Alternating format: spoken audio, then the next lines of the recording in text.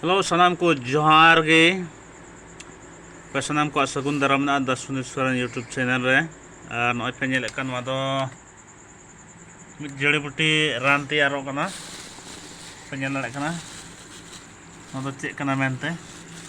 जहां पे नेल टिके खाय कमेंट्स लय तबन पे और बढ़ती से बढ़ती शेयर तबन पे नो दो जड़ी बूटी रान कना और नई बुन कुलिया चे कमी रे चे रुआ रे राना मसा लय आले में नोआ दो चे को मेता नोआ दो अंगाnya रोड में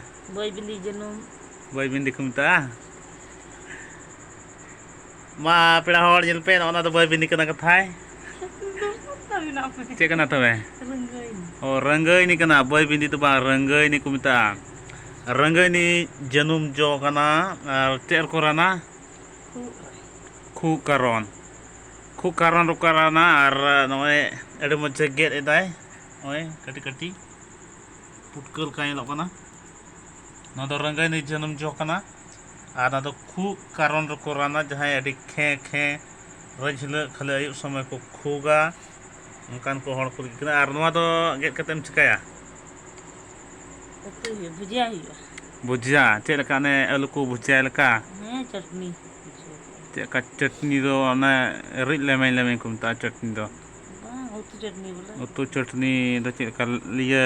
लेटो के मुतिया लेटो के मुतिया ना ये लेटो लका लोवा लेटो लका लोवा को लेटो लका हलंग को लगा ना हलंग को लगा अन दो भुजिया से लेटो ना पुट ये क्या को मना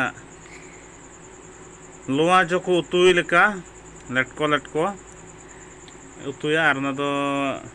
तीन समय जम हुआ सेता मिदम और आयुब मिदम दाका संगे से एखेना जम हुआ जहां संगे एखेना हम जम दाड़े गया और तीन मात्रा रे जम हुआ तीन रे जम हुआ नगान जहां तीन के बलम जम दाड़े जम तीन दिन जम लखा चबा पे दिन गान जम हुआ और पसे ना को लहार के चबा हुई दाड़े पे दिन गान जम हुआ न हां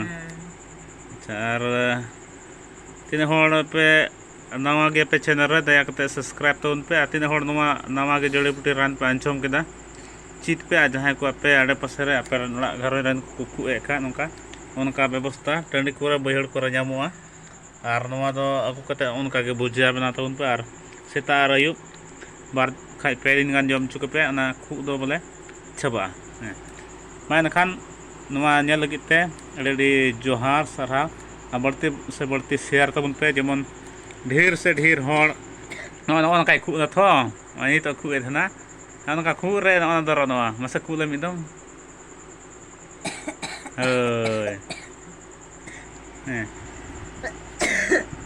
अदो खु लखान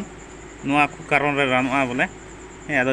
जस्ती से जस्ती शेयर तबन पे जेमन ढेर से ढेर हर जड़ी बूटी रान को चीज